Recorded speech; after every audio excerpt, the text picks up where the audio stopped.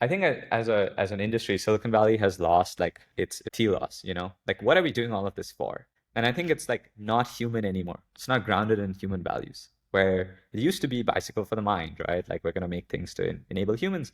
Now it feels like half of Silicon Valley is like this human death cult, almost literally. They're like, oh, AI is gonna come and kill us all or something. You have another group of people who are like, oh yeah, like humans are going to be replaced. Like humans need not apply anymore. But I think that there's a world where you see technology as like this great enabler still. Like I don't know if this is old fashioned. It almost seems old fashioned to think this way. And so I think almost a prompt I have for myself and for like people who I meet is like, how do we get to that second world as opposed to the first? What's the point of going to Mars and replacing all labor if we're just like doom scrolling all day in front of a device? And so I think it is possible then to make something that helps people become that version of themselves that now they're freed up to become versus like clasps onto them and like just sucks all their attention away. And that's kind of what I want to build. All right. Welcome back to another great episode of Out of Office. You've got me, Kartik, Jack, my co-host, of course, and our great guest, Sarv from Origami Computing. How are you doing, Sarv? I'm doing good. Thanks for having me on. And so you may know Sarv. He posted a little while back this little cute green computer that has cute eyes. It looks at you. It's really expressive. Please tell us, what is Origami Computing? Origami Computing. All right. Well, basically, about a year and a half ago, I started a sort of like personal odyssey to try and figure out what healthier, more colorful, more fun computing would look like. And I kind of ended up on this little cute guy, which is sort of like an AI Tamagotchi with useful tools from your phone. So you have an excuse to keep your phone away and have this little guy with you. But it's really evolved. I think it's blown up a lot on social media. And I think just the general ambition of what I'm trying to do has just ballooned. Yeah. Okay, great. Healthier, I think you clearly have a definition for that. You mentioned phones. Can you explain what you mean by healthier?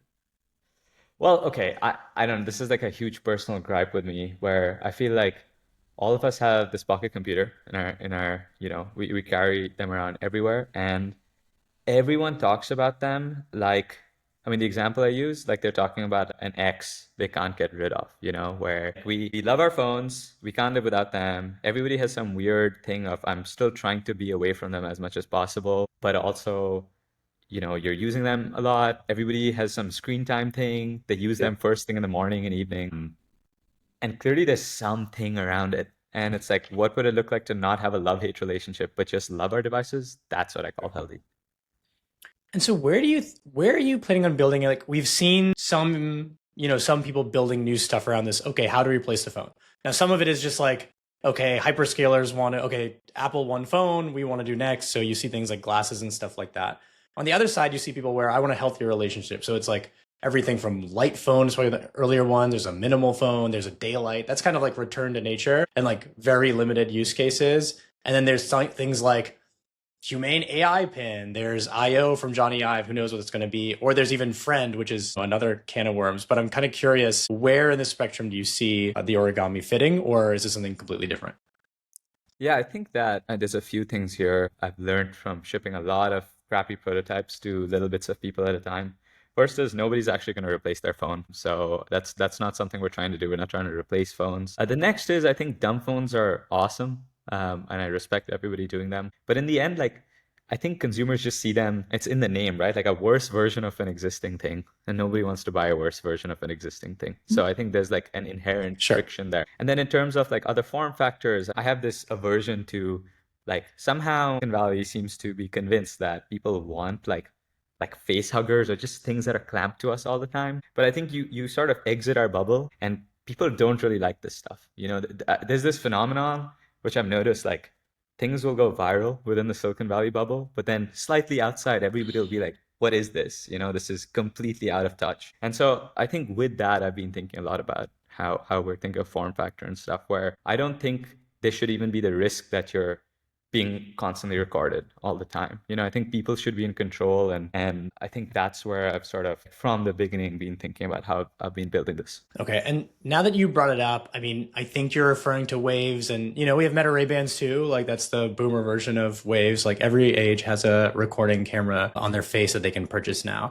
And I mean, it seems like sales are pretty good. People are buying Ray-Bans. Are they collecting dust like an Apple Vision or are people actually wearing them? That I don't know. Maybe tell us, like, you're a bit younger than me. me and Jack, I'm curious, like, is this just a generational thing where people are just comfortable being recorded all the time? I mean, that video is super splashy because like it was like at a what I would consider a frat party. And it's like, I don't know, growing up, it's not that we're doing bad stuff. It's just like you want to be free, like you don't want to be recorded. And so I'm curious if this is just a generational thing or you do think it's like quite bad and more people are against it than someone might think. Right. Yeah. So I mean, to the Waves point, like I'm friends with Chris. I think Waves is Yeah, awesome. You know, like I sure. Yeah. like what when people are making stuff, like I'm always gonna, back like people going for whatever vision they want. It's just my personal thing is, one of the first prototypes of what I was making was a Digicam. And the idea was it was a Digicam with no screen, that it just had a Mm. camera and a button. And so all you could do is take photos. I think what was sort of awesome from making that prototype is, I realized three things. The first was there's sort of a generational shift in my generation to buy older digicams and retro things. And I've noticed in parties, so like in college, you'd have people jumping away from iPhone photos. Like people are really nervous. They were like, I don't want to be in this photo. But the moment you whip out a digicam or a film camera, people are trying to jump to be in the photo. Like they're suddenly really Mm. excited. And why is that? I think it's because there's this association that your phone, it's going to go on social media immediately or something. But when you have a digicam or something else, it's more about saving the memory, So you're jumping in to be captured as part of this experience that just happened. And so I think that's one big guiding principle I've thought about since building this. And there were two other things I figured that were awesome, which is first, people took more photos with this device just because all you could do is take photos. And second, I could do things that I realized I grew up not being able to do, like passing my phone around. Like you're never gonna like pass your phone around to take photos because that thing has like your life on it. You get a sus text or something, it's suddenly like, I don't want people to have that. But you can pass a digicam around. And so I think those are some things that are super important that I think a lot about. Coming back to what you were saying about the health of a device, like how healthy a device is, it feels like that runs parallel to the definition. There's something about social media, especially in your generation. You guys were born into it. I got Facebook when I was like 16, because that was like when my parents let me, and it was, I'm 31 now. I think you guys were sort of born into that world. Is there sort of a silent or maybe not so silent revolution against social media? I mean, you just alluded to it a little bit. Yeah, I mean, for sure. Like people have their Finstas, right? Like Yeah. people, I mean, I guess I'm an odd case here where even I got Facebook at 16 because I was Yeah. like, I don't want to be on that thing as much as possible. Sure.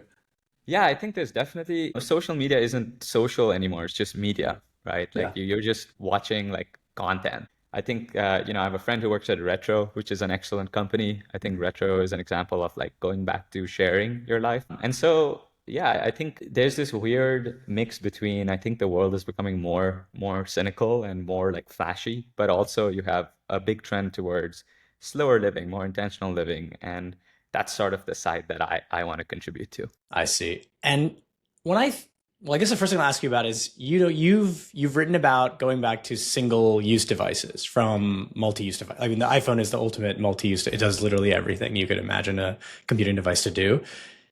How much is that a stated preference versus like a realized one? Like I've noticed, like, okay, here's a daylight tablet. The only thing I do on it, because I'm not a voracious like book reader, but I like long form articles.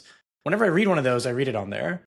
But I'm not doing that every day. So like here's like another thing. So when I travel, there's a 0% chance it makes it into my backpack. And like my phone does everything.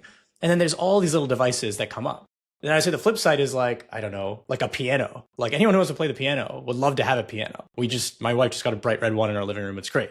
And like, you never question that. Like that's a fun thing to have. You walk up to it, you just press a couple keys. So I'm curious, like how much of it is like things that you just kind of think you might want, but then end up collecting dust because your phone does everything? And how do you think we make devices that people actually buy and be happy and keep using?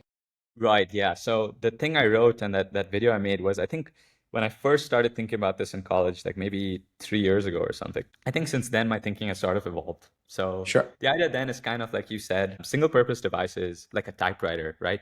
You're either writing or not writing. You're not like, writing or going down some rabbit hole about how old George Clooney is or something. Like you're just doing the thing. And I think that to me is an example of how I think that is why it's possible to really love these tools. You get passed down typewriters down the ages. My DSLR, I love that thing because it's a tool that's really enabled me. But then my phone, it's like a mixed relationship. I think what I realized over time as I gave more prototypes to people, figured more stuff out, is that there's like a grouping of things we do with our phone, and there are many different things we do, and some are healthy, Jack, to your point of what's healthy, and some are not. And my take here is that we use our phones for three things. We use them for tools, we use them for basic input output, and then we use them for like communication, and entertainment, I guess, is, through all of them. But it's usually the communication where there's BS, right? So we'll pick our phone up for a tool, and then we'll check our email, and then suddenly we're like scrolling, maybe we see a Substack post, or check the time, and then you see a notification from Instagram, and then you're scrolling Instagram. And so that kind of led me to later prototypes, which is what first started going viral, where I just put a bunch of tools and basic input output stuff together. And I think that felt nicer to use because it felt like all the good parts of my phone without all the annoying things. And obviously there were many steps I had to take from there to getting something that I feel like people actually continuously use, but I think that was a good step in the right direction. I see. Okay. And when you had can you walk us through how you get from the Digicam to the device you're working on now? Like, how did that happen? Sure. So initially, when I started experimenting, the theme was screenless computers, right? Like one of the biggest things we associate with computers is screen. What does it look like if we don't have that? So actually, my first prototype was you press a button and it prints your calendar in the morning. So you don't have to check your phone for the updates you usually have. You just get it printed out, and then you can keep the receipt. So then the second one was, wait, I can just do this button and it does something, but apply that to capturing, so camera. Then I realized, wait, I can extend the button thing to even basic output as well. So, I kind of mixed many steps into one, where I was like, what if that same capture button thing applied to audio? Then I realized, what if it applies to tools as well, right? Because I said tools is part of what we use our phones for. So I was like, my prototype, the first video I put on YouTube that sort of, got, you press one button, it takes a photo, press another button, it records audio, and you can say applications. So you can say weather, and it just shows you the weather, and it goes away. I think the biggest thing was, and this was sort of an aesthetic thing, I don't know where it came from, but I was like, this is what I want. I put these cute little eyes on the guy. And this is like about a year ago, almost a year and a half ago. I think, people really related to that. And, we can go into it, but then I started exploring, like, what would it mean? What are these eyes? Like, what does it mean to have like this friendly, playful computer? And I think that's led me down quite a few rabbit holes. Tell me, so the eyes to me are certainly the hook. When I saw the video 6 months ago, whenever that was, and then I was just on your website recently, the eyes, it's the first thing you see. You almost don't see everything else until you start reading. I know you've had some success on social media and with some marketing. Are the eyes the reason people go crazy about it? Or is it the eyes and then you read the comment section and people are just obsessed with the idea of what you're trying to do? Tell us, what do people resonate with your device? Because you've walked me through it. You've sort of red-pilled me on why it's important to have one of these. I'm curious why other people are excited about it. Yeah, I think it's a mix of things. I think like for me, I think aesthetics are important. I think aesthetics also inform the like ethos of what you're like, they sort of talk to each other. And for me, we've talked about the why in terms of how it's unhealthy, but I think there's also a why for this thing in terms of the aesthetic state of computers right now. And I think that's what people really resonate with, which is like this thing, right? I think there's sort of like a generation of kids who've grown up and they haven't seen a pocket computer, a phone that looks different than the current one, right? Yeah. We're sort of in this like Apple like black hole of design, of everything is black and glassy. And I don't think it needs to be that way. I think that we can have colorful computers. I think they don't need to be this like scary dark thing. They can be like playful and fun. I grew up playing Club Penguin. There was these things called Puffles in Club Penguin. There's this show I used to watch, Adventure Time. There was this like video game console that runs around with you called BMO. And so I think like, to me, computers, that's what they are. They're meant to be the word I use is sidekicks, right? And I think right now you have a lot of people who are everybody's thinking about agents, right? And agents can be like assistants that help you write your emails, which I find like, I don't know, I don't find that particularly like exciting. I think there's also, excuse the French or whatever, but like there's goon bots, right? Like you have like, AI that you just do gross stuff with. I don't think that's stupid either. I think the original intent of computers was to be like these enablers of us, right? Like, and I think sidekicks capture that. And I wanted to put that into something, something colorful, something that feels like it's there to help you. And I think the aesthetic mixed with the other stuff about why, I think that's what people resonate with. Tell us. Go for it. I imagine that AI is a big part of the story, and it wouldn't have been possible, to build this device a couple of years ago. And if that's true, there's a lot of devices that just have come up short. Now, I'm not talking about like, okay, Humane didn't work at all. That's a different problem. But even like the tools we use day to day, like even email drafts, like they're okay. Or if you've ever done like an AI email search, it's okay. Like the promise is good, but it doesn't really get you there. And I feel like you abandon it. And that's like the truth of a lot of AI products. Like chatbots have worked because you just chat with them. You don't expect like a perfect, like it's an open-ended answer because it's a conversation, so you're satisfied. But when you want them to actually do something very specific, you rarely get there. And everyone's asking like, oh no, why isn't Siri amazing now? Why isn't Google Assistant amazing? And part of it might be all this bureaucratic stuff, but part of it's just very hard to get like an open-ended thing actually done rather than just talked about. So I'm curious, with these various tools you've been making, have you had to deal with that problem? Do you feel like you're getting closer to a place where you'll consistently deliver value? Yeah, so I think an important, note here is that I held back on incorporating AI as long as possible, right? I think a Okay. lot of people Yeah. start from like AI and it's like, okay, what can technology do? And then how can we put this in how can we package it in a way that we can get as many people addicted to it as possible? I really don't like that, right? And so, even until like a few months ago, like I wasn't thinking about AI in this product. It was just going to be like this Sure. cute thing that reacts. I think what I did think about and what I figured though, because it's always my hardware prototypes that go viral, rarely the software ones, is that when you think of like what is a sidekick, right? Like something that can help you become the best version of yourself.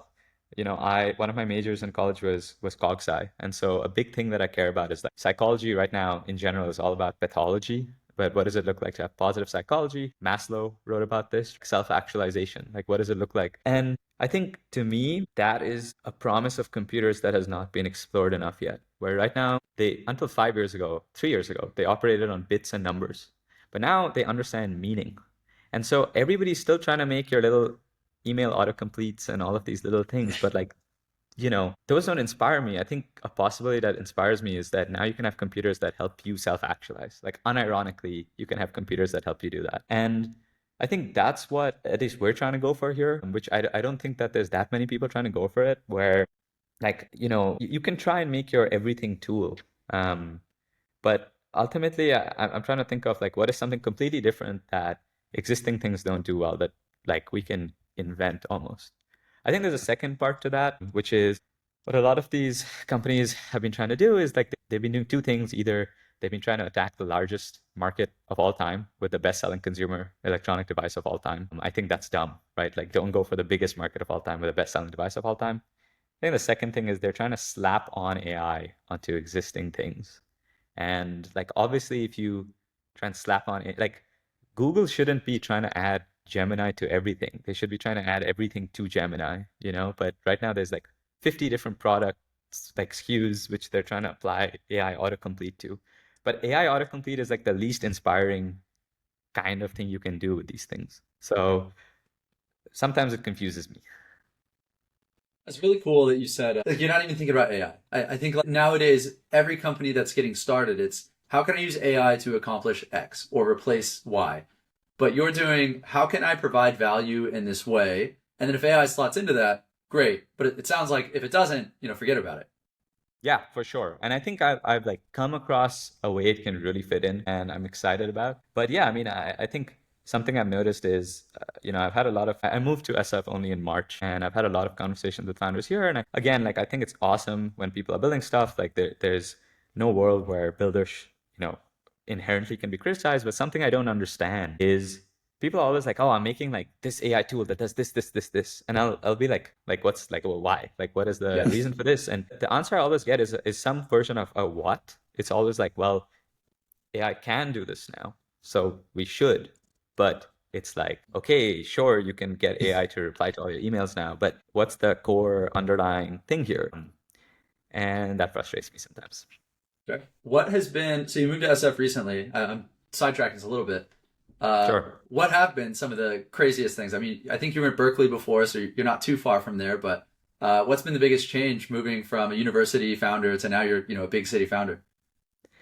Yeah, I mean, I think I'll be honest, the biggest change that it's taken me a sec to adjust. I feel like I'm just getting there is for the longest time, I was completely under-resourced, right? Like I quite Mm. literally had almost no money, and now I like raised around. And so I think a week before closing my round, I was about to not be able to make rent. So it was Wow. pretty bad. I Wow. think I was just like YOLO, like I'll figure it out. And I did in the end, but I think that's been the biggest mental shift where before, I mean, part of why, like right now I'm like prototyping my thing. I like today I actually took out my, I mean, it's in the middle of a thing that I'm doing. So I wish I could show you a proper demo, but this board that I Sure. made, I, well, when it first went viral, people were like, oh, raise around and go to China.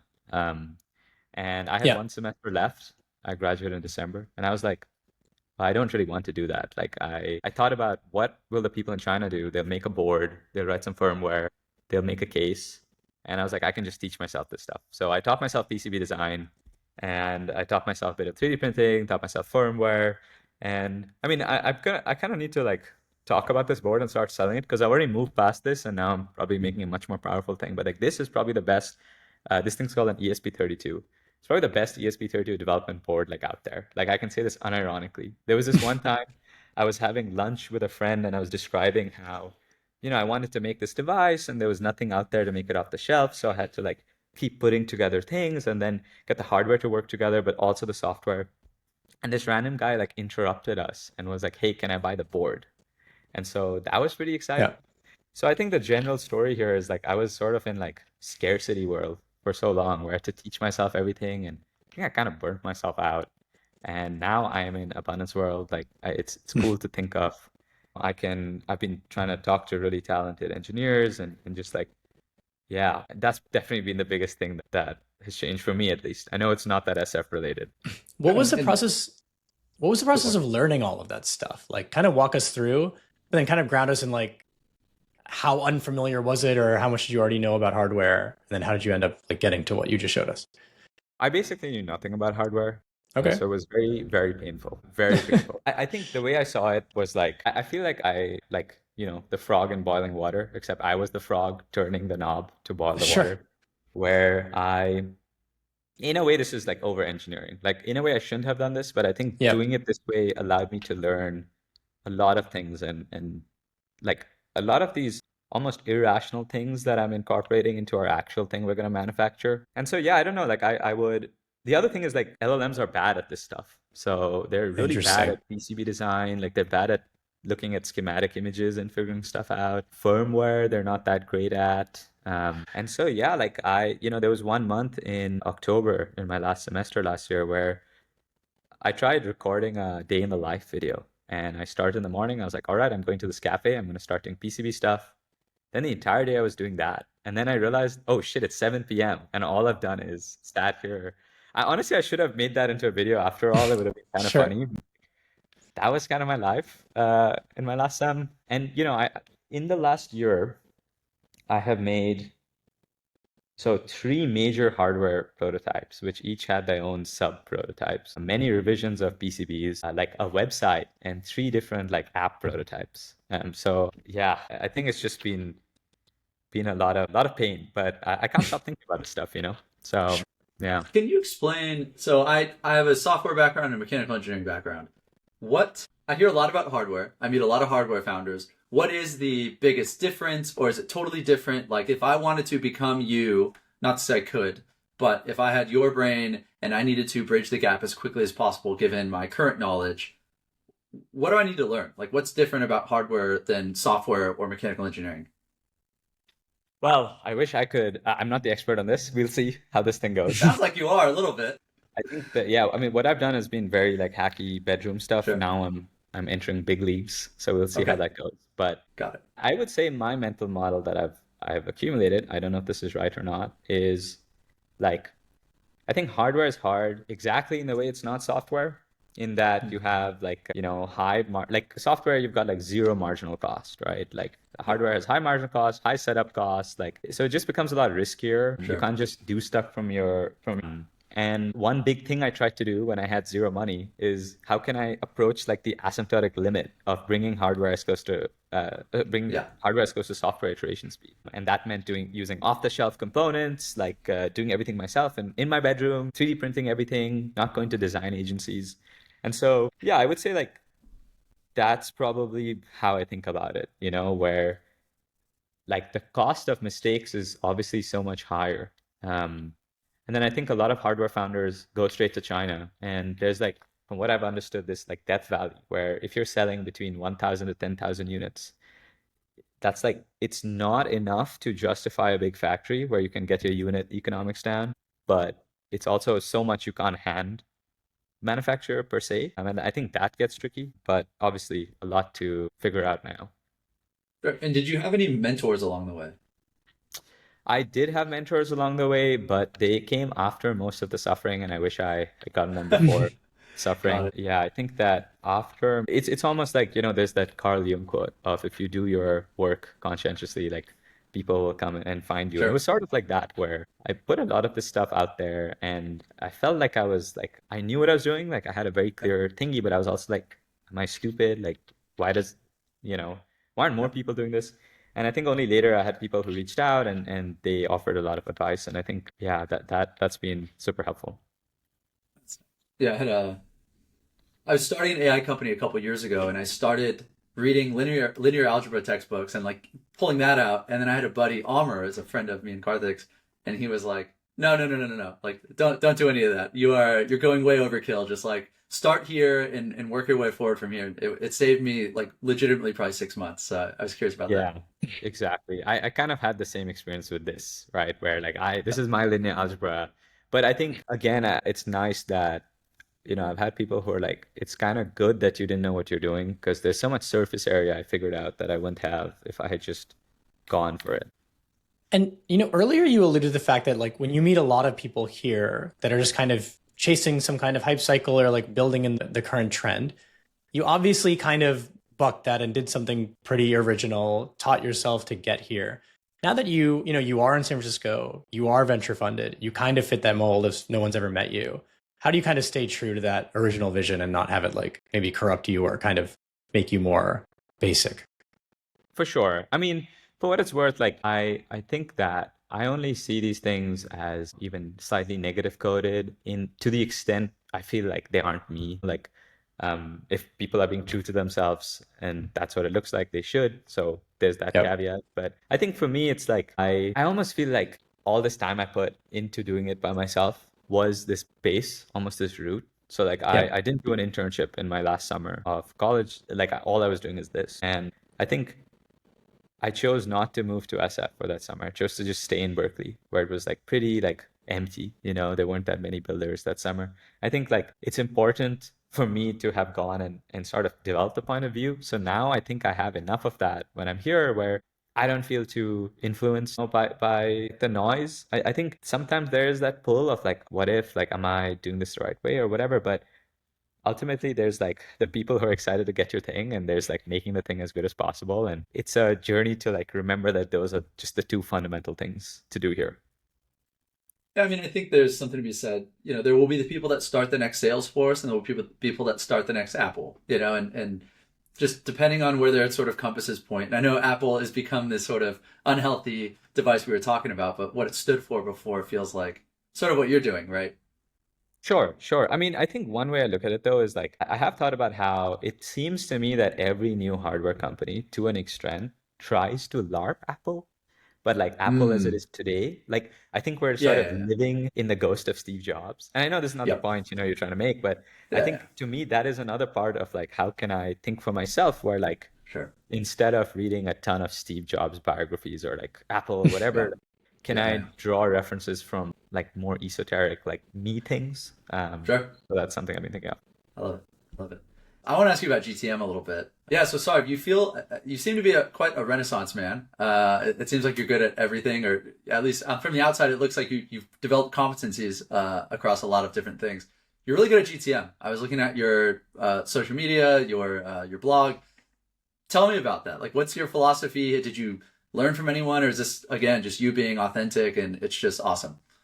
Yeah, it's tricky. I was just doing my own thing. I was just like, Sure. seriously, I think it's kind of scary because I guess on Twitter it's blown up quite a bit, but on Instagram, I made one video, the same video I posted on Twitter that Yeah. kind of blew up, that now has like 2 point something million views. And it got me like 30,000 followers with one video. And it's kind of scary. I'm going to be completely honest. It's kind of scary because I'm like, yo, that's a lot of people. That is like when I think about that, like that's crazy. I've Yeah. been making internet videos for a long time and sort of just putting them out there. And vibe I've written over a long period of time. I didn't know anybody was actually reading or watching this stuff. And so Yeah. now it's like, wow, there's so many people. But I think like ultimately I have thought about this a lot. Like it is tricky sometimes because I'm like, what is the correct way to do it? But I think when I even talk to mentors or when I talk to other people, it keeps coming down to like, that's whatever the you way to do it is. And Yeah. I guess the me way is just turning on a camera and being like, hey, here's what I'm up to.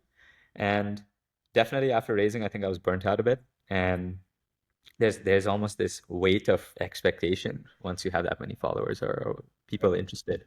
But recently I feel like mentally I've been getting back there where it's like, you know, ultimately my job is to make the most fun thing and have the most fun doing it. And if I'm like stressing out, it's not going to be that awesome. And so yeah, my GDM strategy is just make a cool thing and keep talking about it, and we'll see how it goes. I like it. Nice. I like it. And do you have people around you now? So if you started hiring, do you have a team? What does it look like now? Yeah, I've been working on that. So I think like this is another thing that I've really been adjusting to where I was in such like scarcity, I have to do everything myself mode for so long that Yeah. I think getting into like, oh my God, I need to hire, like I need to leverage my time. That has been pretty like interesting to get around. So I'm like actively working on it right now. I think I very much want to have a very small, very competent team. I'm also, like there's a lot of stuff with hardware. Like I think you can't try and do everything in-house. Like you have to work with manufacturers and stuff. And so those are also Sure. conversations I've started having. I see. Okay. So you're starting to hire right now. It's still just you. Is that right? Yes, it is still just me. Yeah. Okay. And is there a specific kind of people you're looking for right now, or you don't know yet? Oh, for sure. I think having like I think small teams can go really far. So like sort of having one person who's really good at software but can do a bit of everything and one person who's really good at hardware but can do a bit of everything. Like I think if I had those two, I think it would be really awesome. And so those are sort of the people I'm working on finding. I see. Okay. And maybe going back in time a little bit, it sounds like college at Berkeley was a formative experience for you. Ivies are getting, well, elite schools are getting a lot of shit lately, but everyone's talking about like the things they don't like. I kind of would love to hear what are the things that were great about it, and what are the things that helped you there that got you here. So okay. I tried when I first joined. Firstly, I didn't want to go to college. This is very Sure. important Yeah. caveat. Like, thing is, I grew up in Singapore. I think it would have been irresponsible to try and come to the US without going to college. Like, I think that would have been tricky. And so in the end, I was like, okay, like I guess I'm doing college. But then immediately, I was like, I want to drop out.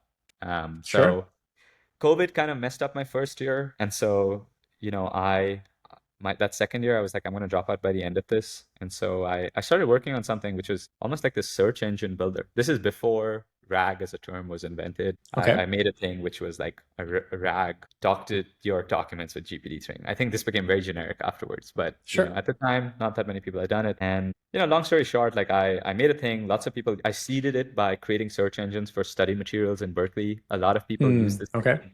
I applied to YC. I got an interview too, but then a lot of weird things happened in that week that kind of made me realize, yo, I don't think I'm ready for this.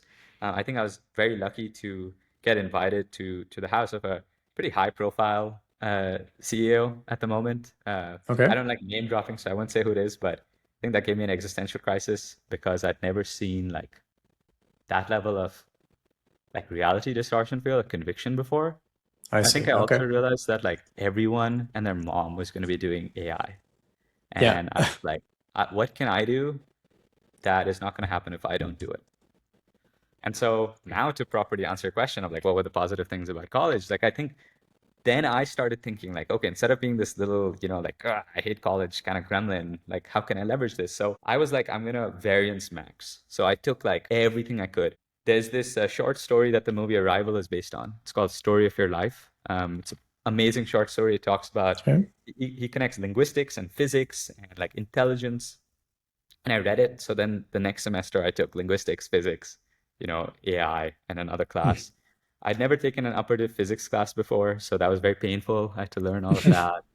I I took like rhetoric classes. I think I spent a lot of time just reading esoteric stuff. So like I read a lot of like positive psychology and like I don't mean positive psychology in like a self-help book, right? I mean like the OG guys who were like, yo, Sure. humans, you know? And I think to me that was what was awesome about college, where like I think liberal arts are like cultivating oneself, especially in today's cynical world. It can sound cringy if you talk about it and you're like, all in on it. But I think there really is something like that. Like there really is something about developing a point of view. And my take is like that's what I mean, I don't think I've had enough years on me to properly have a take on this, but I think that's what college should be for, which is like really developing a point of view on what you want to change in the world and then like figuring Sure. out how to do it with taste.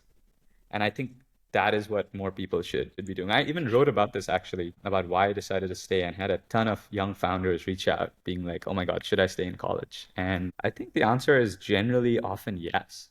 And did you go in with cognitive science or did you add it later? And just for us and the listeners, practically, what is cognitive science and is it something that you use today? Yeah, so CogSci is like an interdisciplinary field. So it's got a mix of Hmm. psychology and neuroscience and like AI stuff. I did go in, so from the start, the plan was to do both CS and CogSci as a double major. Okay. CS because, I think like having good technical grounding is very important. It's like I was never gonna have programmed an operating system from scratch if not from doing it in college, right? Sure. But then CogSci I think is awesome because it's super high variance, very interdisciplinary. You can do a bunch of things. Ultimately, I think it's very easy to sort of like not take the major seriously, but I think what's good about it is it allows you to take so many different things and it still counts as cognitive science. And I think that was exciting. Yeah. Can Okay. you tell me? So I did the exact opposite thing in college. I just Mhm. wanted to get it done with like a 3.6. Like, I was like, okay, if I can just like do that, that'll be good. Mhm. Was there something that like have you always been this way where you wanted to actually like knowledge max when you were 19 years old, or like tell me about who you were going into that, or like, was there a formative experience where you decided, oh, I'm gonna actually like take this really seriously? Help me understand that. Yeah, no, I mean, definitely I went in, like, I drank the Silicon Valley Kool-Aid too early. I was on tech Mm. Twitter when I was like 14 or 15. And so Okay. I went in being like, yo, I'm going to get out of here ASAP. I was like, college sucks. This is dumb.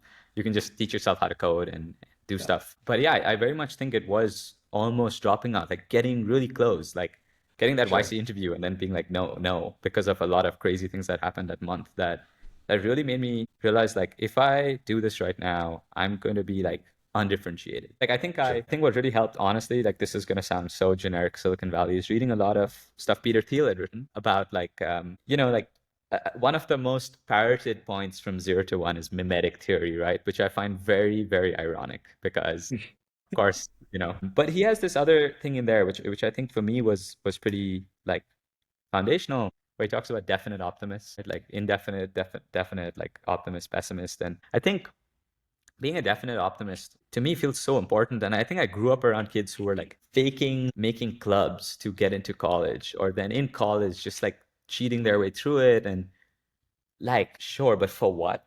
Like, for what? Like, what is this achieve? And I think like, yeah, I don't know. I do feel a bit shy because I haven't even like spoken about this like that much. But living like a meaningful life, I think that is important. Sure. Like this is important Sure. stuff. You can't really do that unless you base it off of some foundational like self-knowledge or something. Like why are you doing what you're doing? If I didn't have that, and that's why I took like my last 2 years of college to figure that out. If I didn't have that, I would just be floating around in the wind creating like AI SaaS wrappers.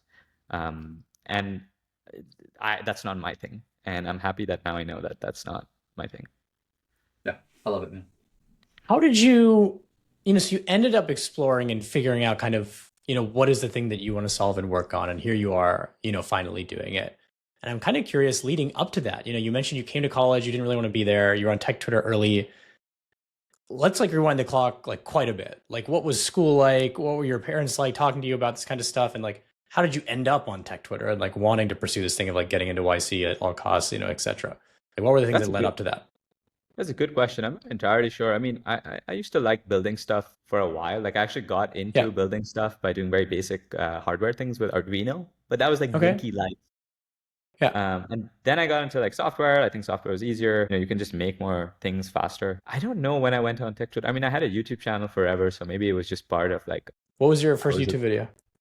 Oh my God, my first YouTube video was when I was 12. I made an X-Men parody, which is now not online Okay. anymore. I tend to keep it that way.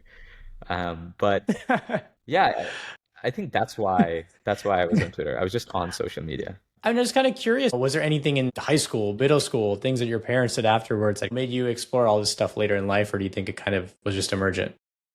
I think it's a mix. Like I've spoken to a lot of people since coming to SF, like Bay Area high school seem to have this very specific vibe to them.